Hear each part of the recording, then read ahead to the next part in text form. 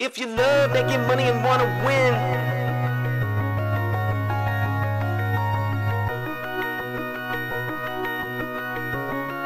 Just cash.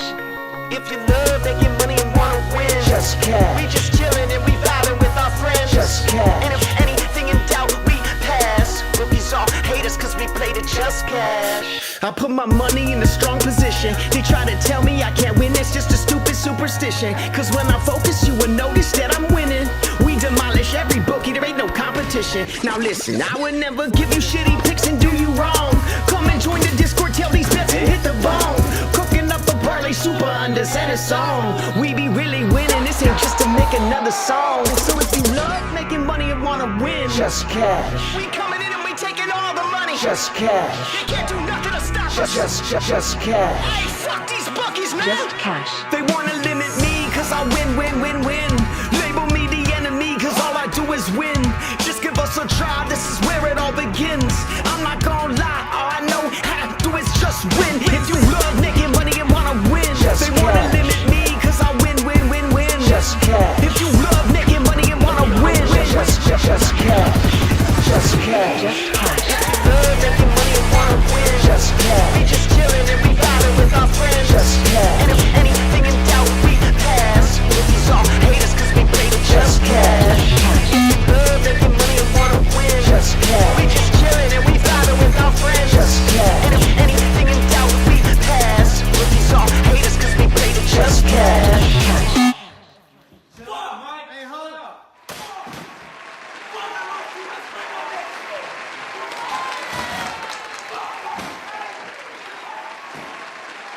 Just cash. That guy's doing a whole bunch of cussing right there, messing up our YouTube views. I just realized. Quit cussing, buddy. He's gonna have to calm it down just a little bit there, because I know we're not feeling the same. We had a pretty damn good night.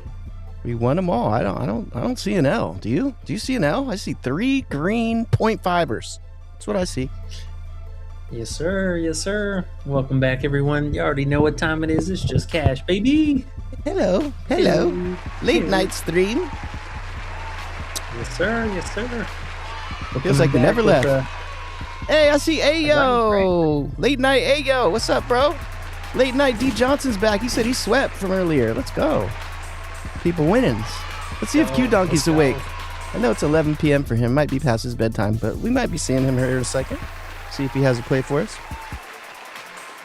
Yeah, There he we definitely is! might see a couple people trickle Oh, in. I'm sorry, E. Right when I said that, he popped up. It said, bang! Q Donkey right there. Like Beetlejuice. Say Q Donkey 3 times. He pops up. Let's go! Hell yeah. Yeah, man. I mean, what a day.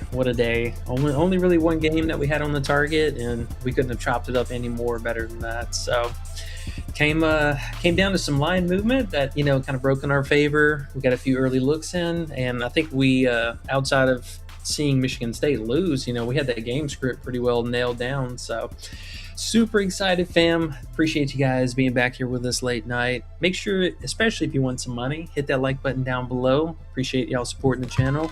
If you're new here, hit that subscribe button, turn the noties on so you don't miss late night streams such as this and or videos that we have for you guys early in the morning. And be a part of the Discord. Still running the 7-day free trial. So, I mean, again, anybody who's been in here in the last 3 weeks, you paid for that and then some. So be a part of it. Oh my God, my dog just had the stinkiest fart next to me. Sorry. Oh, nice, E. Oh my goodness. I was And wondering what that was.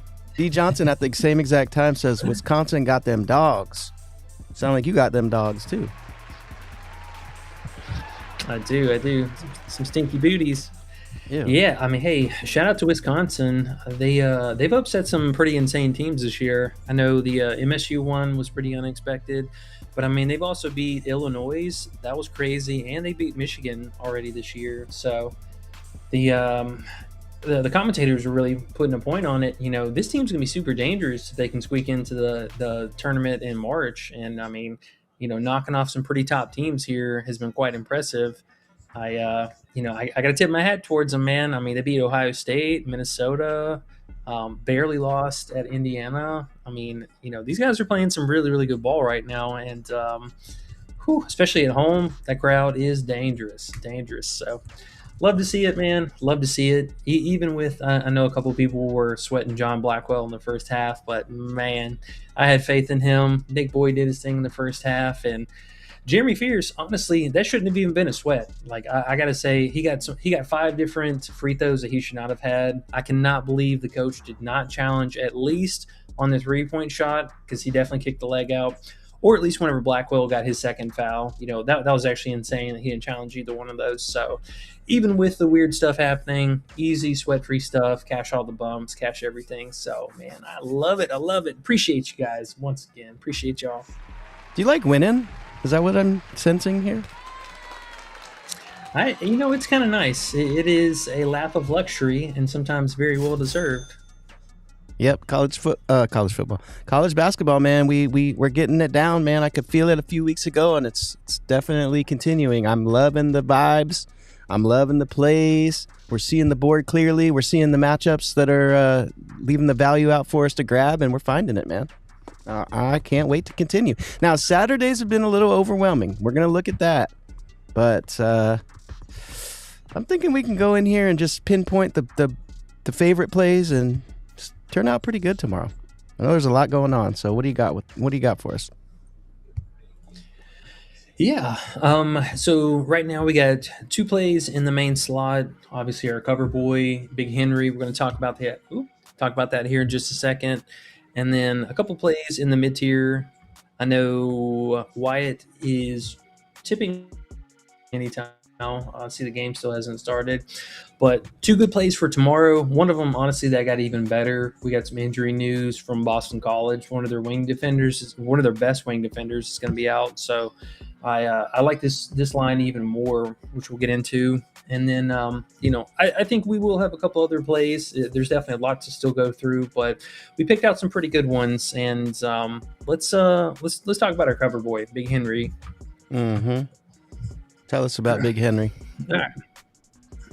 So first off, let's start with this nice and low 143.5 total. I do like it. So there's a couple things here I think that we kind of wheel in our favor. There is always the potential of a blowout. Right now, man. Your internet's looking a little funky. Yeah, One second. Okay.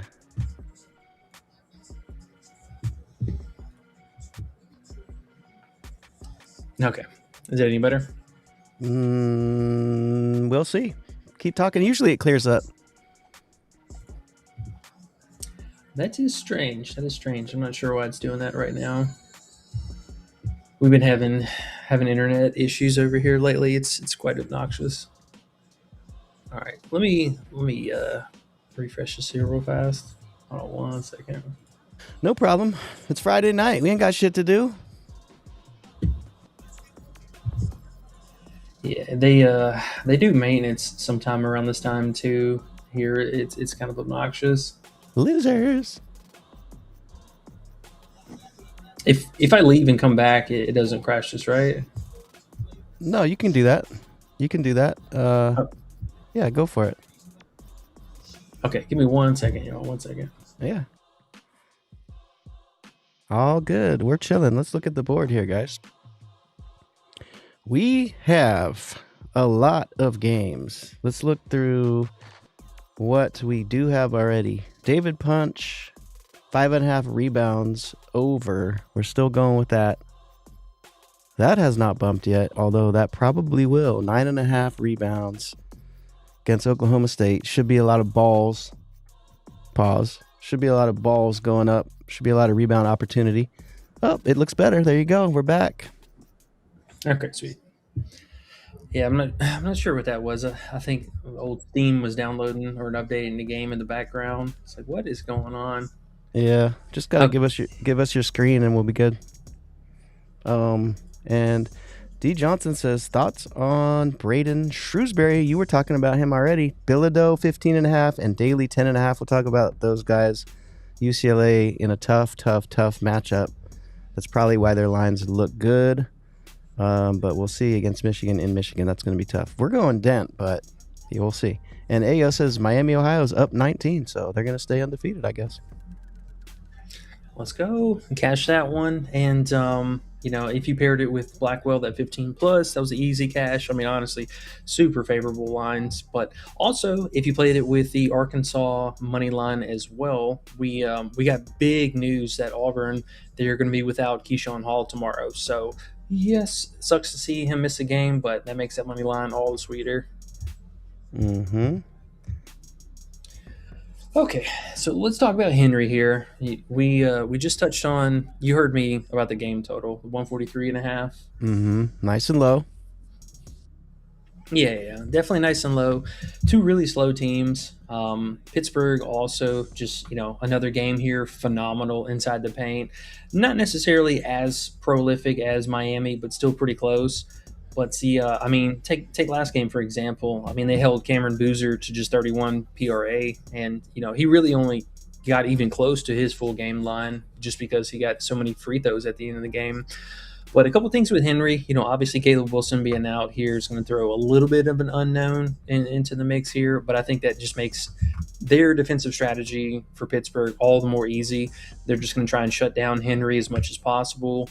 The stand-in forward, I always forget this guy's name, Stevenson or Steven, something like that. Yeah, Stevenson. I mean, he's okay. We saw him start the last two games. Obviously, nothing impressive that first start. Really low usage guy. But even this last game, he had 10 field goal attempts, so nothing too crazy here.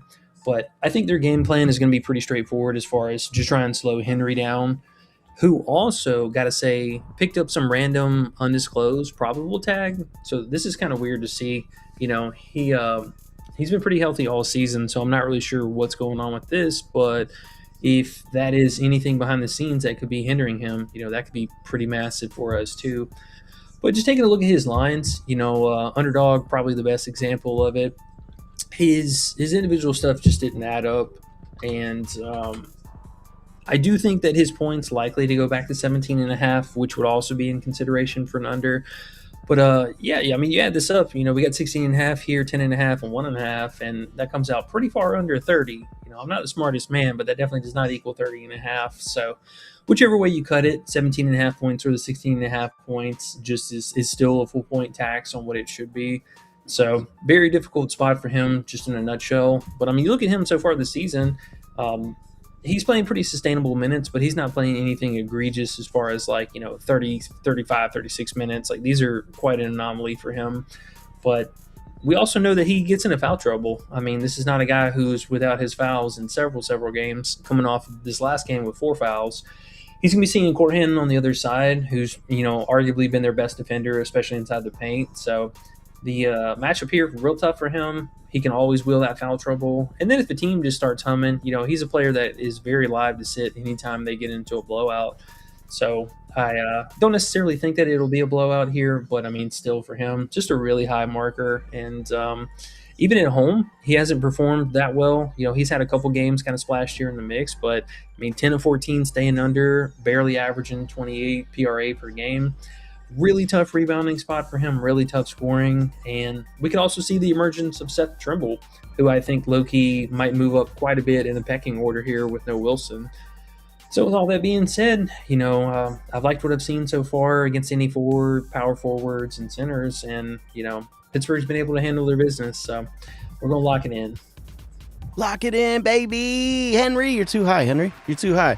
That's why you're on the front. That's why you're on the front. That's why you're on the thumbnail, buddy. I see in my crystal ball, I see everyone thinking Henry's going to be the guy for North Carolina, and he probably will. But like you said, great point. They're going to be able to just focus on him. And he's been the second guy there, and that's why he's been putting up those numbers. Not saying he's crap, because he's good, but good chance that if they can focus on him, they can hold him down a little bit, at least below 30.5 PRA. That's a lot. So I like that. I like that play a lot. Yeah. And also with Caleb Wilson being there, it helped him space the floor, and he got a lot of time just in one-on-one matchups down in the paint. Whereas now, Caleb not being there, that it's just so much easier to take away the other portion of their plan with Henry and just dare North Carolina just to beat him from the 3-point line. And, Henry, he has a little bit of a 3-point shot. I'll give him credit for that. But on a great day, he's hitting 2 of these. He'll probably hit a 3-pointer. But the another big thing too is their offensive rebound defense has been phenomenal, along with their free throw rating. So this is not a team that fouls a lot, can kind of give them those bailout free throws like Jeremy Fierce tonight or whatever. And then it's just a slow pace, man. This is gonna be a snail pace. Right, perfect. It's what we want. And they're gonna. I feel like they're gonna try different things. They're not just gonna go to him like he's just a superstar. They might, but I think a smaller chance. And I see Pippen's points went down to 13.5. That's interesting. Yeah, I kind of had a feeling that he likely would see a little downtick there because they did have 0.5 tax in our favor currently with his PA line. So, 13.5, 3.5 assists. It makes sense now. That's a tax back in the other direction. But I still like the points even. I think you could split those up between 2 different bets, the PA and then the points by itself. Yeah. Just a slower pace, slower matchup. Right. That's what I was going to say. The 13.5 points and 17.5 assists feels pretty good either way now. So, okay. Cool. One last little thing. It's a unique prop, but I am just for, to say we say it, but his first basket of the game, that's been a prop for him. That's really been money all season, and that's with obviously Caleb playing. I don't love the matchup, but they are almost 99.9% of the time going to be going to him on the very first play of the game. So just, a little sprinkle bet there, a little $5 or something like that. But just one of those to keep an eye out for. He's been the guy. Cool. And your internet cleared up, so we're looking good now. No more blurries. Yeah, no, I figured it was Steam. Steam was updating something in the game or something in the background. Okay. Coolio. All right. We'll just kind of recap on Punch here real fast. We did talk about him at pretty great length earlier today. But it's 5.5 rebounds. Let's talk about this one. Ooh, I see Hard Rock finally added it. We should get this on FanDuel for tomorrow. The odds might be like 125 or 130 or something like this, but he should be available on FanDuel, I would imagine, tomorrow. And it's not on Fliff yet, right? No, not yet. Okay. The books have been really slow, man. For example, Bet365, they have 0 props up for tomorrow right now. Like 0. Wow, that's crazy. What are they waiting on? This game starts really early in the morning. They are tripping. Okay. But Big Punch, we got 5.5 rebounds. Just honestly felt way too low. This guy's averaging 7 rebounds this season. And last of these couple of games, too, I actually meant to go back and kind of further explain, because I saw a lot of people were on, oh my goodness, what is this guy's name? He was a super popular. This one. Okay, so he was at 8.5 rebounds. This is the most popular play on Prize Picks. He was at 8.5 all day long, all day strong, and they bumped him back down to 8. So I'm going to show you why. Hey, am I tripping? What's this dude's name? Edmonds. Okay. Sorry. I had a little sip of the silly juice. Oh, and good. Feeling pretty good here. I'm feeling pretty good. Good. That's what we like. But yeah, for him, this is fool's gold right here. So this is something we talked about with Fears earlier today. All these average Andes getting on here because there's nothing to do, and you look at the last 5 and you're like, oh my goodness, this guy's averaging like 10 rebounds a game, and fantastic. And I will give him credit. He did get 10 rebounds in the first time they played. So it is something he can definitely replicate here. But look at this guy's season average. Where am I getting 10 rebounds? This is somebody who doesn't even average 6 rebounds a game. And there's been no personnel changes. There's nothing different. He's playing a few more meaningful minutes here, but this is not like a normal thing for him. And seeing this just in the last couple games, obviously with Punch getting into those, a little bit of foul trouble, the blowouts and what have you, and then those 2 really tough defensive matchups. So you can see a fair trade-off here in the last 5 between both of these guys where Edmonds is killing it, and then we had a few misses here. But season-long inconsistency, this just doesn't make any sense. Honestly, I'd be really tempted to go under if this wasn't such a sweet matchup, but this line's just way too high for him. He's, like I said, not even averaging 6 rebounds a game. Punch is averaging 7 rebounds a game, and he just is coming off of a few misses here. So both of these guys went for 10 rebounds in their first meeting. I'm pretty high expectations for him to get at least 7 rebounds here. I'm thinking, 6 might be kind of pushing it, but I do think he's getting 7 rebounds at least here. Shouldn't worry about any foul trouble. First time they played, he played max minutes. He was out there for 35 minutes. It is only a 1.5 point spread, and I believe the total for this one was pretty nice as well. Where's TCU at? Yeah. So this is a major up pace for TCU. It's 155.5. Honestly, just absolutely love it. Barring any kind of stupid foul trouble, our guy's getting 7 rebounds. Well, sounds like cash to me. Yes, sir. One of our full unit plays too. I'm hoping I can be able to straight bet this, but if you guys played anything from the list so far tonight, you're looking good. Yeah. Just like today. And just like the last few weeks, man. Yes, sir. Yes, sir. Okay, so I got the Shrewsberry. What were the other plays that we were want to take a look at? Let's see. We have Q Donkey has Yaxel Fantasy and Phylon Assists. He's going back to the old school because he's an old fool. And then we have D Johnson here with Bilodeau points over, daily points over. And if anyone else is out there watching, drop your plays in the chat. We can take a look at them as well. Or if you just have something you love you want to shout out, that would be awesome too. Either way. But let's see what we got. UCLA going to Michigan. Oh, you're checking out Shrewsberry first. Yeah, no, we can knock out this Michigan game since we have 3 different players from it. Okay. I think that'll be fairly easy. All right. And then, so it was Tyler points, right? Tyler points. Yep. Yeah, this is definitely an interesting game, to say the least. I would say try not to get too caught up in this matchup because or try not to overexpose too much here because, this is Michigan at home, and we know how this team just absolutely puts the hammer down on people. So with that being said, yes, I got to give credit. The lines for these guys are extremely low. Tyler was just 17.5 points last game. Obviously, he's been crushing that too, and then they bump him back down to 15.5. So his lines especially are really, really enticing right now just because it is such a low line. I will say also, shout out to his PA. He has been playmaking a fair bit down the stretch. He's at least good for 1 assist, so that kind of baked into it's not the worst. But this is going to be a tough matchup for him, really tough matchup.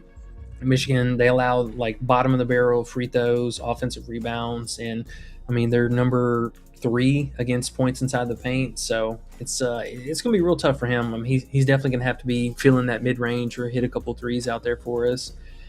I'm a little bit worried, I would say, about the interior scoring more so than the perimeter shooting. So I think personally that would kind of put me off Tyler, and I know we did have Donovan Dent for one play, but Eric Daly is pretty interesting. The minutes have been more sustainable for him. I don't know what was going on in a couple of these other than just the blowout games, but he did have a couple games that were close that he just didn't play any minutes. But last couple weeks now, going on a month now, he's played really, really solid minutes. So, honestly, I do like the points for him have been pretty straightforward.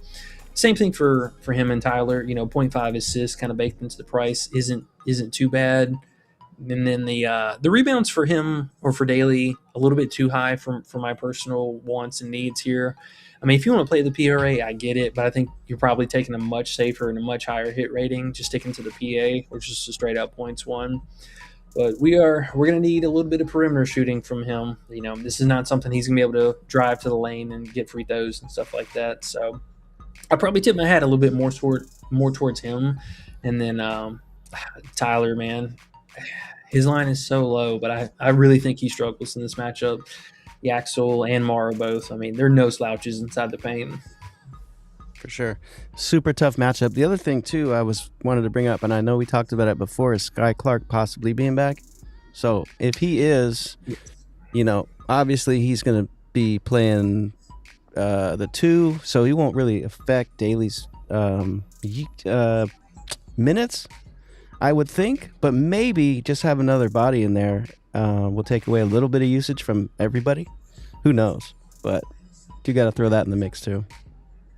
Yeah. No, I mean, honestly, that's a huge piece of news because he has been trending towards coming back. And I know this last game he was slated to possibly return, and they ended up sitting him. So do keep that in mind. There is some uncertainty that we're going to have with that. And I would imagine there's a good chance if he does play, he's going to come off the bench, which, I mean, maybe that even hurts some of these starters more so. Like, that could really hurt Daly here.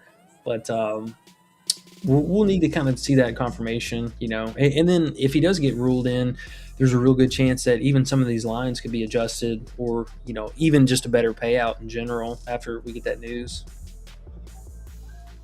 Yep, just something to look at. Sounds good.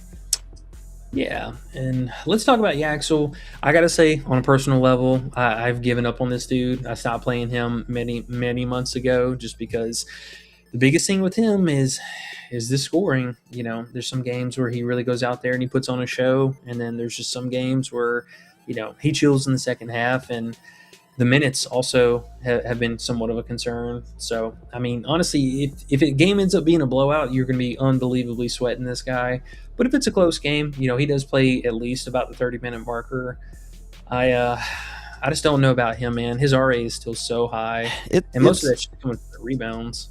It's almost like it's not his fault. He's still a great player. It's just Michigan's so good. They have so many players they can pass the ball around to, and different players that can score. And he's just another. I mean, he's one of their top players. But last year, we're just used to him being the main guy.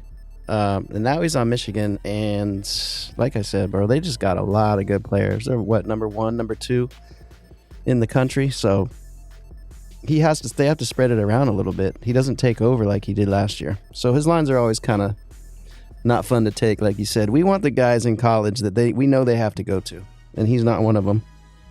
I mean, if it's close, they might go to him, but still, I mean, they got Morris down low. They got Bunk Mara there. They got the other 2 guards. Like, they can all score. They can all dribble. Like, they can all create, etc. So he's awesome, but he's tough to trust. Yeah, and like you mentioned, between Morez and Ade, I mean, both of these guys are just absolute menace on the glass. And for him, I'm truly surprised that Yaxel's at 8.5 because, I mean, this is something like, you look at the last 5 and it looks pretty appealing here, but on the season, he's pretty well capped at maybe 8 rebounds a game. I think that will be a pretty standard outing for him. But between Mara, very consistent 6 to 7 rebounds a game, and then Morez, who just has these like super spike games where he's averaging 9, 12 rebounds or something like that. There's just enough hands, in the jar to kind of pull away enough usage from him, and he hasn't had to try. That's been the biggest thing for him is if this was a more competitive game, I would have a lot more interest in him. But if this game starts slipping, if it's like a easy 15, 20 points, he's going to go to the bench early, and he just really checks out. He's not even shooting the threes like we saw a lot early on in the season. He, he's been pretty moderate about this because this was him, like him at the beginning of the season, and then this is all we've seen in the second half now. So yeah, I just can't trust him, man. And I will say the only prop I'll still play for him is the 1.5 blocks plus steal. I mean, his 0.5 block prop, we talked about it on last stream as well. It was, I think, straight money for that one or a straight bet option. But, I mean, this is really the biggest thing for him. So if you want some exposure to it, kind of tread lightly. But I just can't trust him, man. I can't do it. Fair enough. I'm feeling you on all of that. So, yeah, D. Johnson, good good plays that you brought up, though, man. They're fun to go through. I think a lot of UCLA's lines are just because they look good because the matchup's so scary with the Michigan, and we see that a lot. The bookies go at, obviously, the defense, and they haven't played a team at Michigan in a minute, so their UCLA lines are a little bit high. So they're going to look good, but you put them against Michigan, we're going to be a little bit scared. So we're trying to stay away from that, although we do have a little bit on dent. Q Donkey brought up Yaxel Fantasy. I mean, like you said, he could get there. Do we want to trust it? Not necessarily. Phylon Assists is the next one. Oh, you got Shrewsberry up. Let's look at Shrewsberry first, and then we can look at Phylon. Yeah, so I mean, Shrewsberry is really interesting here. The biggest thing that we're gonna have to wait and see on is Harls, or was it Jalen? Yeah, Jalen Harlson. He ended up picking up a Q tag today, and I mean, Cole not really that big of a threat here. He's a pretty low usage guy. He's been popping off a little bit these last couple games and playing hell of minutes, but typically not a big usage person. But possible that both of these guys end up sitting tomorrow.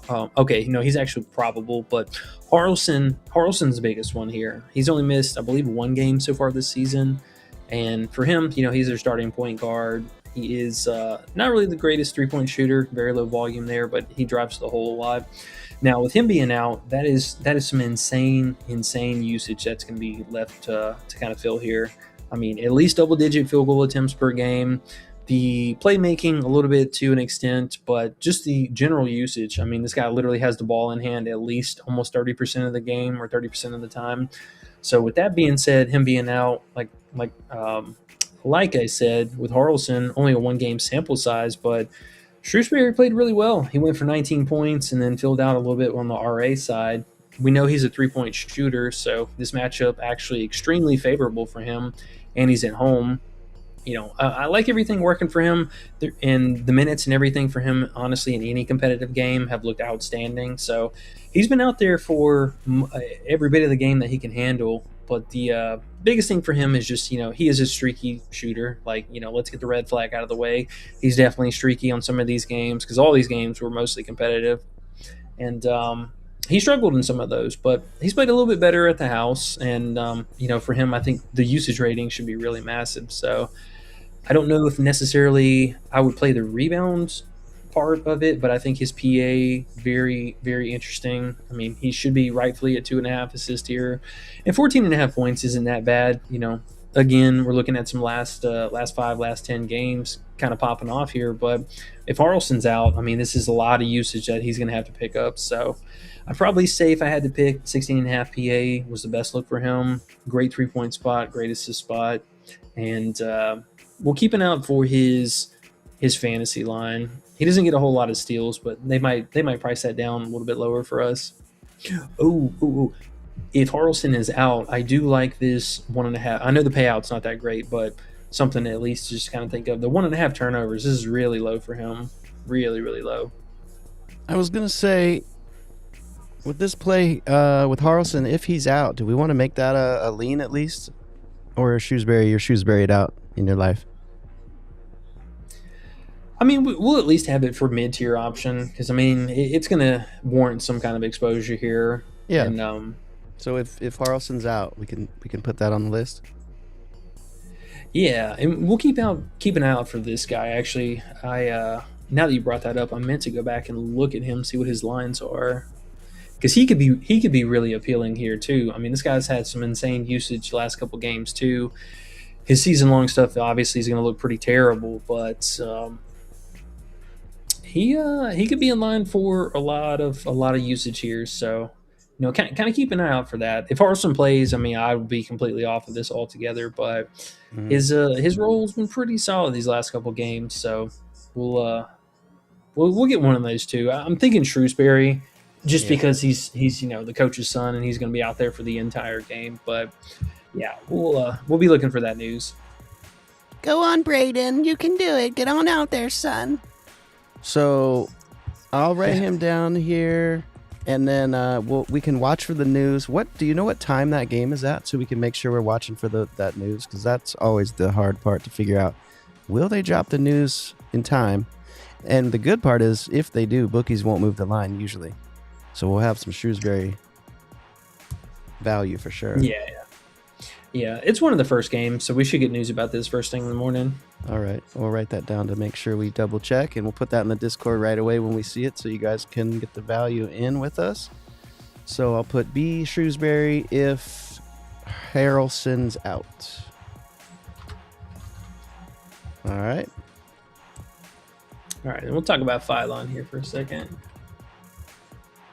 Oh, got a couple plays that I was looking at yesterday, going down the rabbit hole on a few of these guys. Pause. I was actually talking about sellers earlier to you. We were discussing Stephen Box. All right, well, let's look at Phylon. So we were wondering about the assists. Oh man, has this felt like a trap play and a half? Man, he's been tough with those assists. I don't know what's going on. Is it the matchups Now- have just been that tough or what? No, I mean, not really. This last game we had it pretty well pegged as far as like his playmaking on the road and what he does at home has been very, very different.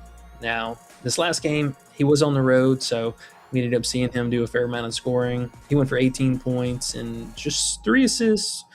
But at home, it's been quite a different story. For him, he's been crushing this line. I know he burned us in the Texas matchup. That was the most recent one. I know he burned us, but I will say he's not had a consecutive miss so far this season at home. So that does look very promising. I mean, it is a phenomenal matchup.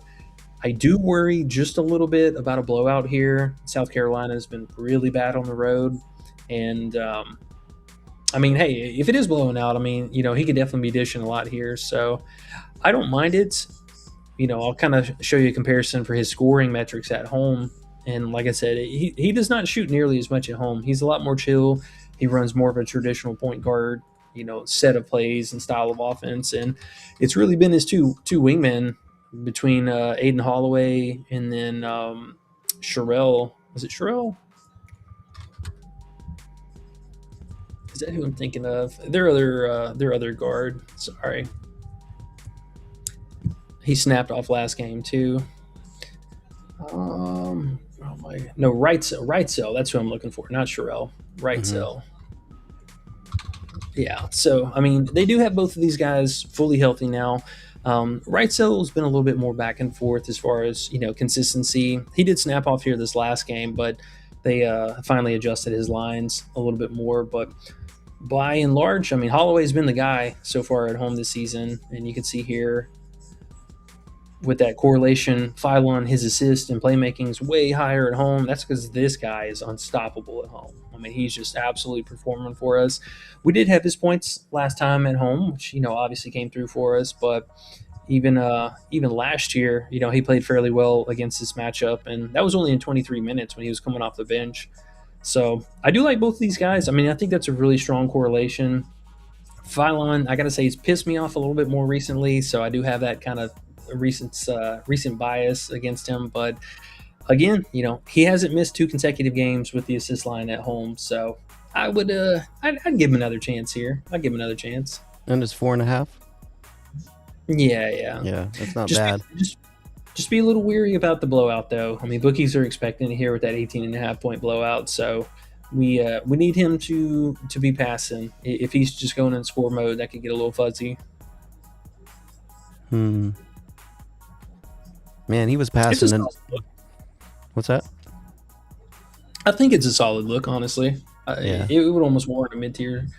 Yeah. I don't mind it at all. I know he did burn us a few times, but it's right there. I mean,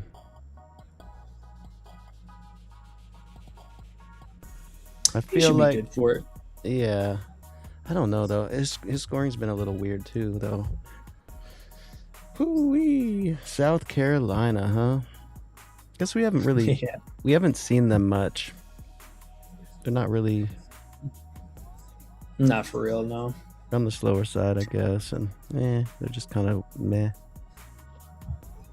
They are really. Oh, so another thing to kind of think of here too. I forgot about this. South Carolina is dying inside the paint right now, but they have been extremely good against the 3-point shooting. Like extremely good. Like really, really limiting a lot of guys. So we are going to need one of the other bigs and or kind of wingman guys to really step it up here. This might be a game I may just fade Holloway, on personal plays and stuff like that. Wrightsell is interesting. He might be the kind of unsung hero because moving into the starter role, he's playing a lot more minutes lately. That's something that's been massive for him. But he also gets a little bit of cleanup duty. He'll play out there with the scrubs like he did last game. He stayed out there a lot longer than I expected to. So he's probably really safe for 28 to 30 minutes at least, whereas these other guys might see a further dip down below that. So just keep that in mind. Even Phylon, I would say pretty safe as far as minutes, but he did piss me off last game. Or not even him. The coach pissed me off because second half started. Phylon turned it over immediately, and coach benched him for 5 minutes. So there is that BS that happens with him and the coach. Yeah. I mean, I feel like there's just so many plays and so many games. It's probably one of those ones that just pass on, I think, right? Yeah, or if you can find like a 3.5 line, play a solid alt there. But I mean, yeah, there's a ton of games tomorrow, so just light units on this stuff, especially in the blowout scenarios. All right. So I see you got Sellers up already. D. Johnson says thoughts on Sellers over points, Boopy over points also, and Pierre over points. Who's that? Jason Pierre? Mm-hmm. Or Jaden Pierre? Hold on, which Pierre? We got a lot of Pierres. Let me look again. Jaren, sorry. Okay, so both SMU guys. All right, let's talk about that real fast because I think this one's a little bit more straightforward. We are waiting on some injury news from Providence, so that is going to be kind of subject. Now, Boopy had two interesting lines here. They're still offering us his assist at 5.5, which I think is pretty solid for this matchup. Syracuse is a little bit slow. We know SMU plays lightning fast. I do like the PA, I will say. That is something that's been pretty consistent for him. It's not really being taxed up that much. Only the 0.5 tax on it. The biggest sweat, I think, for him, honestly, is just the scoring upside. This could be a little bit more of a tougher matchup. He did not fare well against them last year. And a lot of the same scenario here, but he's played pretty well as far as away games. I mean, I think that part has mostly been consistent. And then the assists, it tapers off a little bit because he does pick up the scoring. So I don't mind the matchup. I hate that it is a pace down for him, but assuming he goes out and plays, in a competitive game, he's averaging 33 minutes a game. So look at least 30 minutes a game. We're talking 60% so far this season. And then away metrics, looking at about 67% overall. It's not a bad spot for him. His points, I think, are just about a point higher than what they should be. Oh, what now? I take that back. They're actually discounted. So, yeah, it's not bad, man. It's not bad. That's not bad. It was one that I honestly was looking at earlier, too, quite a bit. I just a little bit more torn between taking the points or the assists because that playmaking is a little hard to ignore. And his PA doesn't make sense. No, it does. I mean, he's 17.5 and then 5.5, so it is the 0.5 tax on it most places, but I just don't love the matchup. That's the only thing. It is just not the greatest matchup, but it's not a bad one.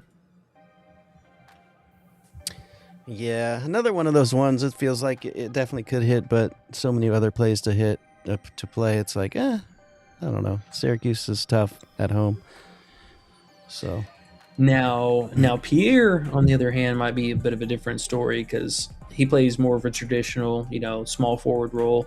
He does have a pretty good 3-point shot, I will say. So I mean, it's not something he necessarily has to have, but he does get to the free throw line a fair amount. I'm not sure what the best line for him might be, other than straight up points. Also, look out for his fantasy. He does get a fair amount of blocks and steals, and not the too many turnovers per game. I know the last 2 games are a little sketchy, but his minutes look really good, very sustainable all season. The biggest thing for Boopy is we just need some help from the bigs here. Like somebody else has to kind of be his wingman and be able to convert those assists because he can do a lot of the scoring, but asking for 18 points might be kind of pushing it.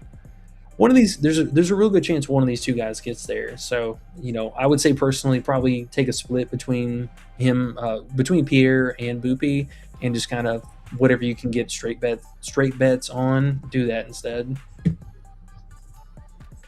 yeah, I'm just a little worried about Syracuse. At Syracuse, same thing. If you look at if you flip Pierre to away games too, he looks a little nasty in away games. He looks like he plays a little bit better at home. Oh yeah, for sure. Yeah. Well, then the Boopy would be the play. I think his PA is probably the best look for us. Yeah, it's not bad. I was hoping it'd be 23.5 because his points are 17.5 and his assists are 5.5. That equals 23, and they're making us pay 23.5. Sometimes they give us a little discount with the PA, but they're not doing that with Boopy. They said, nope, you're paying for him. So that's a little bit bonky bunk. Hey, we have 14 likes, see? Oh, hey, appreciate it, man. Appreciate y'all. We had a 15. great day. We have 15, eh? 15 likes now. Hey, we said it earlier. We had 25 likes, and we're sweeping today. And oh my goodness, did we? What happened? What happened? Bingo. Bingo. And bingo. Blackwell, there's a little sound for you. Yes, sir. Yes, sir. Fears, there's a little sound for your under. And good old Boyd. 1, 2, 3. Oh, we're Q Donkey, wherever he is, our Wyatt play, he's got 5 points right now, and Bro has played almost the entire half. Wait, no, that can't be right. It says he had 19 minutes, but there's 5 minutes left in there. He's played a majority of the first half, though. He's 2 for 7, but I mean, he's got 5 points, so we're looking good. Mm-hmm. He's chucking. There we go. Yes, sir. All right. And then, okay, so let's talk about Providence here.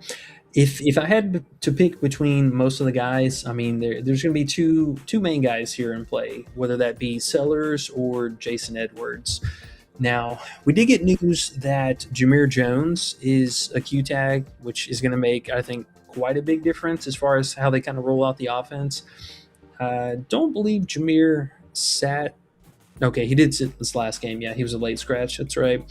So we saw this last game with Edwards coming off the bench. So mind you, I do think Jason Edwards moves back into the starting role this game, and they end up moving Duncan Powell out more than likely. I believe he was the guy that, he should move out of the starters. But Jason Edwards is interesting. I mean, he's playing back through his injury.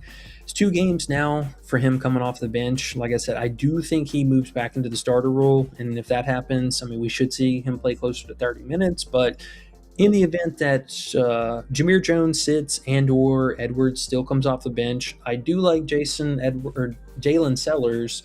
His scoring upside's been pretty solid. Don't mind the playmaking too. You know, I think that's something that's kind of been slept on a little bit lately. But I got to warn you, there's definitely some drawbacks if Jason Edwards starts, because I mean both him and Stephen Vox saw a massive reduction in their usage just overall this season whenever he was the starter. So the last 2 games looked pretty good, but again, this was with Jameer Jones out, so we were still missing a little bit of a third option scorer. Stephen Vox is by far the one who lost the biggest usage rating overall, but I do like Sellers just in a vacuum. I'm just worried about now with Edwards being back, especially if he starts, we could see a little bit of this usage continue to drop off. Big Sellers. It's a high line, Big Sellers. I don't know what to tell you on that. Yeah. Play, I would say probably just a straight up points. I mean, I do like the PA because they're only adding in 2 for that. I mean, rightfully so. But, yeah, points or PA. One of the 2 of those. Ayo says UNLV head coach looks like he's from Godfather era. Close game at Boise State. Yeah, and perfect for Vegas. That Godfather look. Wow, UNLV came way back. They were losing 29-40 at the half. Yeah. Mm-hmm. They better step it up. Okay. Well, at least the game's almost over here. That's kind of wild. They end up choking this game. That'd be crazy. All right. So we talked about Sellers. Do we have anything else right now? I think kind of that is all of them so far. I think that's all of them. Yep. Okay. I want to throw one out there actually. Now that I think about it, so we don't forget. Can we play Haggerty E? Can we play Haggerty E? The Haggerty under? Yes. Look at all those green bars. Don't let them scare you. None of those were against Houston. No, that's true. And I mean, Houston, to their credit, they were a little sketchy against the 3-point defense. Like about a month and a half ago, but it really seems like they've shored that up a lot. I mean, they're not even trying to necessarily defend the 3-point line, but they're just trying to clamp down on the opposing best player as much as possible. And obviously Haggerty is going to be the mainstay for this team. Now, the only thing is, we kind of touched on earlier, is this dude does not sit. I mean, he plays every bit of the game that he possibly can. Blowout, be damned, that don't matter. Last game they got beat by almost 30, and he still played 38 minutes. That would be my only kind of scare. I mean, it is on the road, which we know he's notoriously done way worse. He did snap off his last game at TCU, but his average is a lot more appropriate. He's only averaging about 19.5 on the road. Some of these were pretty easy matchups, like ASU and Oklahoma State. Like, these were cakewalks. The only real surprise, I think, was this TCU matchup. But it is a high line. I think both that and his are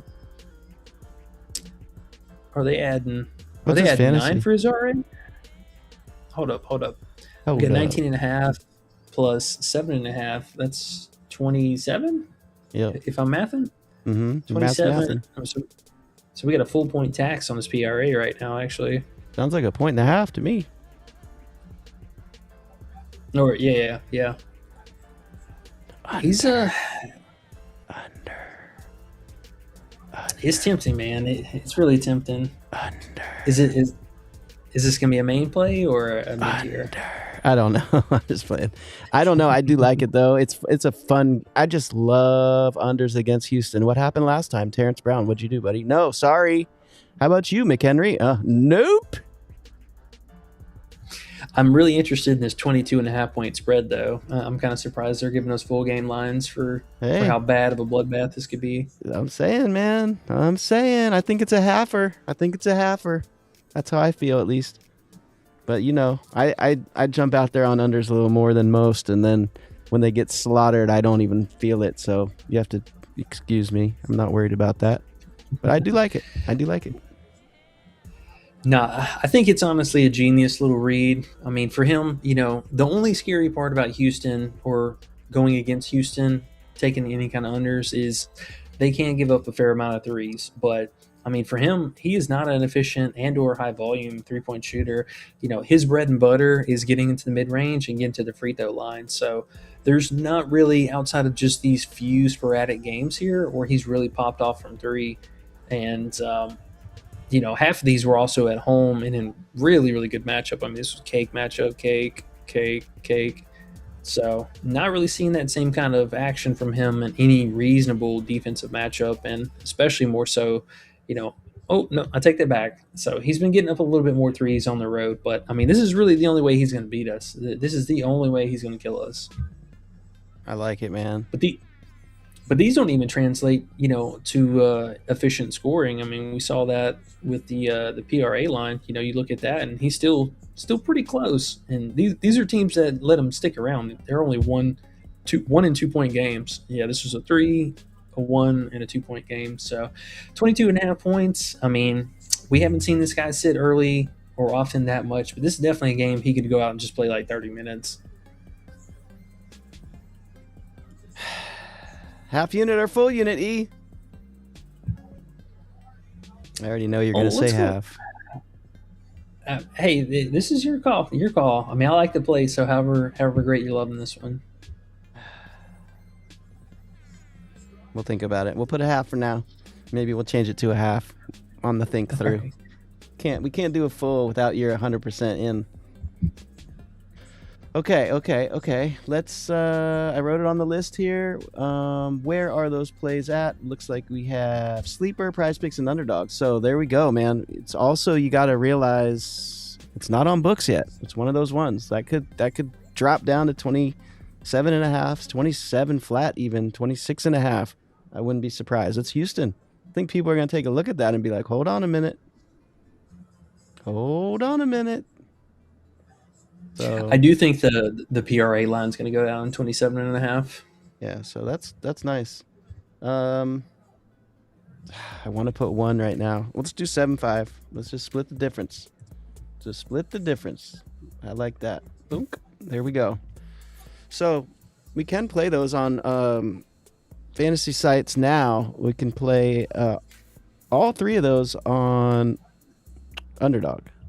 But you can also play the 2-pick on Prize Picks or Sleeper. I wonder if Sleeper has better odds. I'm going to take a little peek at that. And we'll have the 100% boost tomorrow, too. And Ayo says Lightning and the under. There we go. Play on words. Yeah, I like that. Sleeper has the best odds. Okay. Not surprised. Sleeper's been decent. No, not at all. Yeah, they've been coming with it, man, and especially offering that 10x boost. I like it. Yeah, surprise. It's not there yet. They'll probably have it tomorrow. Actually, let me refresh. Maybe they are. Okay, so we got that. Thank you for looking at Haggerty. I'm glad we got on the list now. I feel good about that. We have 2 unders, and they're 2 really high lines. I mean, this guy's got to really overachieve here to get there. So I like that. Yeah, man. I think these are really, really solid reads, and we're going to have a lot of people also, I can't stress this enough with everything being on hiatus, the casual bettors. Like today, for example, I saw a lot of people on Jeremy Fear's fantasy and on his PRA, and he absolutely upset the world. He only cleared that PA and assist line, stayed under everything else. Yeah. I mean, it's just Michigan State, man. They're amazing at home, but get them on the road, it's a totally different team. We've seen that a few times. Minnesota whooped their butt. Somebody else, too, recently. So can't really trust them on the road. More and more we do this, the more and more I realize home court advantage in college basketball is another type of thing. Like, not like any other sport. No, it's real. It is unbelievably real. And we have 16 likes. Okay. Oh, do we? Man, y'all are wonderful. Seriously, we appreciate it so much. We're going to be grinding a bunch this next week with everything on hold. So I'm excited, man. I'm excited. Hopefully you guys won some money with us today, and I pray tomorrow goes just as well. Mm-hmm. Coolio, bro. All right. I think that's it as far as what we had currently. I know we'll probably be up for another hour or two chopping it up and taking a look at some of this stuff. Mm-hmm. We did get a bunch of injury news today as well. I know, at least on LSU, Dedan Thomas is already ruled out, and Max is questionable. He exited early last game with the ankle or leg injury or something like that, so he could be out. This could be an absolute bloodbath for LSU here. Keyshawn Hall is out for Auburn, so that's going to help out Keyshawn Murphy and both of the wing players. I had interest in taking Freeman under again. He was a 9.5 last slate. They had him at 8.5, but I'm going to probably pass on some unders right now because that's just too big of a star on their team to be missing to really kind of tempt fate here. Let's see. Yep. I think there was one other interesting one. Oh, no. I was looking at Big Royal here. He opened at 12.5 points last night, and that was really, really tempting, man. He's been scoring a lot lately, but they did bump him up to 13.5. So I'm a little bit put off by that, but I can see him having a good game still. Oh, nice. We did get Auburn props back up.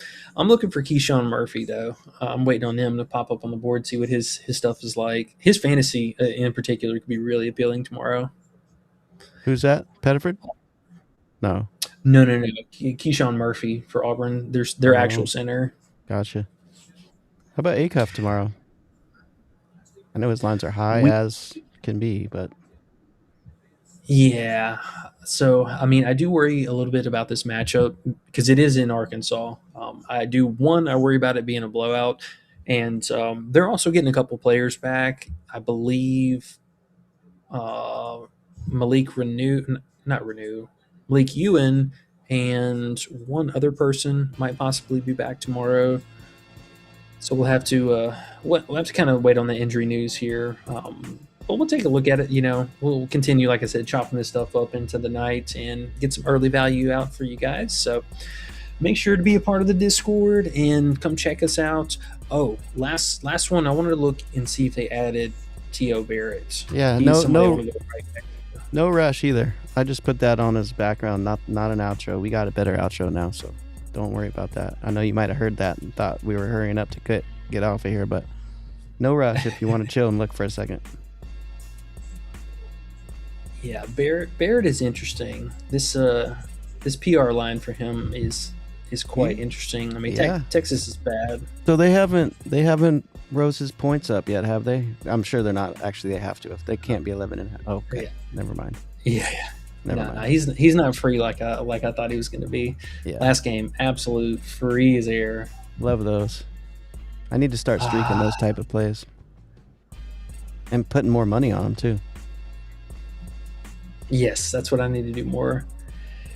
I'll probably pass on him because I mean this is such a dramatic bump, and Yeah. I mean he can do it, but yeah, I don't know if I can play that 3-point bump. I mean, for him, I think realistically, 14 points is fair, but trying to get 15 points might be a little bit more of a stretch. The free throw upside is, I would say, probably the biggest appealing factor. I mean, Texas is really, really handsy. They give up a lot of fouls. They just don't give up a lot of rebounding, which, you know, he kind of thrives off of, those offensive putbacks and what have you. Keep an eye out for this one, man. These points are interesting. This would be more of a lean play, and I would not be surprised if he gets there, but wouldn't be surprised if he gets 14 points either. For sure. That's tempting. That is tempting. Yeah, what else? think- What else did they drop on there that we haven't seen? I think we've looked through most of it as far as at least glancing through. Nothing else really stood crazy out, I don't think. Pettiford is high. I know other dude's out, but goodness me, I'm not playing it, but dang, it's high. Yeah. He's not doing that Nice. to me again. Him and Flory can just hang out together. I'm not touching them. Nope. They can't get me. Oh, Fool me once, fool me twice. Can't fool me 4 times. Done with you, Flory. no. We want They to go didn't over bump Flory? him, did they? wanna Oh, they just bumped this. Bro, they literally bumped this right before we hopped. Not wanted even Fleury? before we hopped on. You wanted to over with Flory? Oh man, he's going. Can't beat him, join him style. Bro, his fantasy, that's so disgusting. Look, they literally bumped it twice right after we hopped on here. Look at all those He opened green at 30 bars, bro. You know with those green bars, it's gonna bump. He opened at 31.5, and he's up to 33 now in the last 30 minutes. Oh, that's so gross. Yeah, I had this in the queue trying to show you guys as well. He was one of the last plays that not in love with the matchup necessarily, but he did play really, really well against him the first game. He had a lot of blocks and steals. So, I mean, you are kind of relying off of this. And you can see, obviously, his history is really good. But, yeah, dang, that sucks, man. That fantasy line was super low. I mean, still, he's still absolutely getting it. But keep an eye out for this one on Underdog tomorrow. There's a real good chance they could open him at like 31 and some change. We'll make sure we keep track of what's going on with his lines. I was noticing they were low. Everything's kind of low for him. I have gone under him 3 games straight, and he's smashed me every single time. He's hurt my feelings and hurt my pocketbook as well. So to flip back and go over, and then he goes the other way, that's going to really hurt. So I haven't all the way thought it through, but that's what it got. That's what got me to slow down when I looked at his lines. No, and that was something that also was a bit of a red flag for me earlier too, because his road games have looked very, very different, and literally all of these games were competitive, and he does get into a little bit of foul trouble. I mean, the minutes are pretty sustainable, easy 29, 30 minutes plus, but his production, in particular his scoring production on the road, is very sketchy. Yeah. They got the best of him the first time, but I don't know if he's going to get the same pit. Yeah, see, even he still shot very poor in this matchup, so wouldn't be surprised to see another 10, 12 points or something like that. But for him, it's really the blocks and the steals. I mean, this carries the furthest weight for him. This and the rebounds. Fuck you, Flory. UNLV tied it up. AO says it's OT, going to overtime in the UNLV game. Oh my God, they did. What? Oh, you always foul up 3. What are you doing, man? I swear that should be like just the golden rule in basketball. You foul up 3, no matter what. Always foul. Crazy, man. These college kids. But hey, I will say, Big Wyatt going into half with 7 points. I like it. That's good, man. Good call. Good find there, Yes, Q Donkey, sir. yet again. Getting the fist bumps. Let's go, big dog. Yeah. All right. Well, with that being said, underrated, you got anything else for us? Well, I have a song if you'd like to hear it. I'd love to hear it on the way out. Just cash. All right, y'all. We appreciate it. Make sure to hit that like button on the way out. Hit that sub button if you're new here. Join the Discord. Still running the 7-day free trial. We will see you guys back here for streaming on Monday. Keep an eye out for any weekend video drops. Good luck tomorrow. We'll see you back here later. Peace. Just cash. Tell me I'm not the same.